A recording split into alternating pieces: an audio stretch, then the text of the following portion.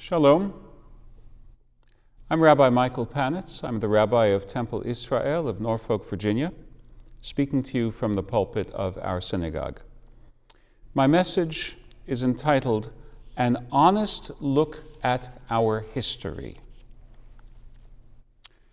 The Bible is many things other than straight history, but it is definitely no fairy tale. Fairy tales lead to soothing endings. They lived happily ever after. That is certainly not the biblical approach. The happily ever after of the biblical imagination has not happened yet. It is the vision of the Aharit Hayamim, the end of days, that we see in the prophets such as Isaiah and Amos. We are not there now. We live in a world marred by oppression, disfigured by sinat chinam, by causeless hatred. Our covenant with God provides a framework for us to do better, and some of us, sometimes, live up to that very well. And many of us are more good than bad. But perfection is at the limit of our striving. Approaching it, not achieving it, is our meaningful and substantive goal. The Bible recounts the episodes it includes in our history in order to motivate us to make the effort of bettering ourselves.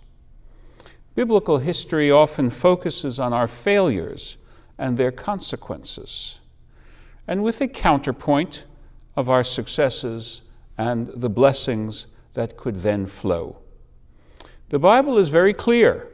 When we are enjoying blessings, we should not grow complacent. Our failures must be kept in mind to prevent us from losing the will to take difficult steps of growth and betterment. This feature of biblical historical narrative is fully on display in the episodes of this week's Torah portion. Alas, we are reminded of one failure after another. No sooner was our traveling camp in order and we were ready to commence traversing the Sinai toward the Promised Land, than one mishap after another distanced us from the goal of becoming a truly free people living under God with liberty and justice for all. In Numbers chapter 11, the grumbling of the people spreads from the margins of the community to the people at large. In chapter 12, even the leaders, Miriam and Aharon, stumble. Through it all, the Bible also remembers the glimmers of goodness. Moses complained that he could not bear the burden of leaving the Israelites unaided, and God offered to inspire 70 elders to help him, cautioning Moses that he would henceforth lose his monopoly of divine connection. When two of the elders, Eldad and Medad, somehow, quote, missed the bus and started prophesying while still inside the camp rather than at the retreat site to which the others had retired, Joshua, ever the practical leader, suggested to Moses that the two misplaced elders be confined. After all, their ecstatic behavior was quite likely destabilizing to behold. But Moses displayed the humility that distinguished him among other leaders, telling Joshua that he wished all of God's people could be prophets. Again, in the story of Numbers chapter 12, about Miriam's leprosy, the people demonstrated a nobility of character we have not seen much in evidence when they remained in camp for the 7 days of her quarantine. By keeping her from being abandoned, they showed their respect and affection for her. We all use history in our day-to-day lives.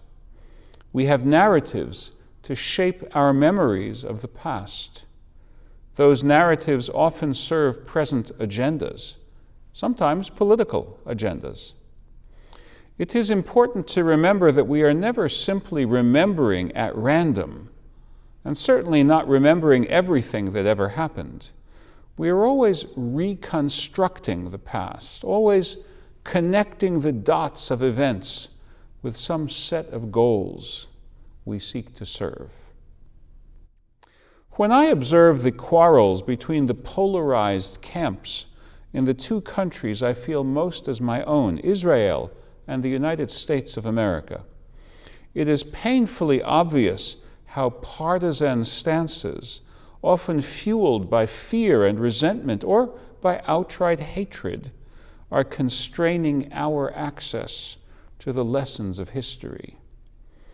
In the USA today, there is a powerful impetus from the executive branch to present us as a country that has not been and is not being strengthened by diversity. Not only is that false and an affront to the memory of the have-nots who made our country greater by life, labor, and love, but it also threatens to weaken us in the face of a dangerous world. I well recall the lesson of one of the failures that doomed the Ottoman Empire. It was smugly convinced that the world would deal with it in Turkish, and it de-emphasized learning any other languages, thereby losing the ability to understand its neighbors, including potential enemies. In Israel, there used to be a mythology promulgated by the leading founders of the state about the relative importance of the Ashkenazic versus the Sephardic and the so-called Oriental, Edot HaMizrach, meaning Jews of North African and Middle Eastern ancestry. Happily, Israelis are now largely emancipated from that derogatory attitude towards the ethnic other. America could learn a lesson from our sister democracy here.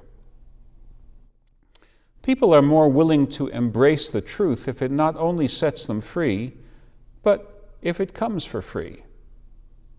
Part of the resistance in America to examining aspects of enslavement and the near re-enslavement of African Americans after the end of Reconstruction in 1877 is the fear of what might the price tag of acknowledging past injustice come to. Here as well, it is instructive to see an Israeli parallel.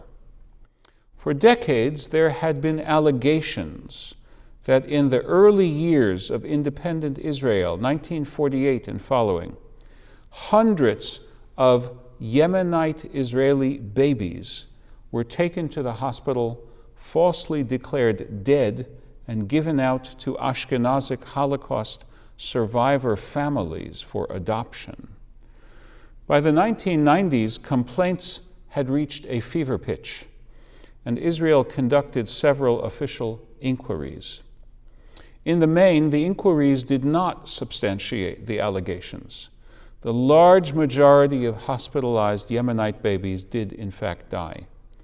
The authorities were grossly negligent in not notifying the families and in burying the children surreptitiously, sometimes against Jewish law, in mass graves.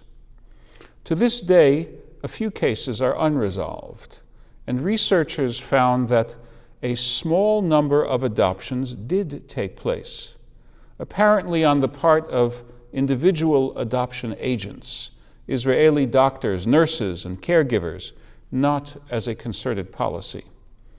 But even those few cases reveal the existence of a racist attitude against the technologically backwards Yemenite recent arrivals on the part of some members of the established Israeli medical community of that day.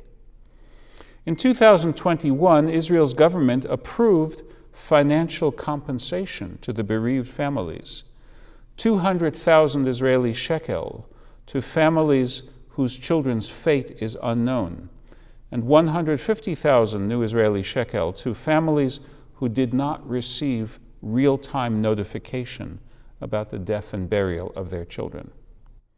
That is the way for a society to move forward, to acknowledge its sins and its crimes.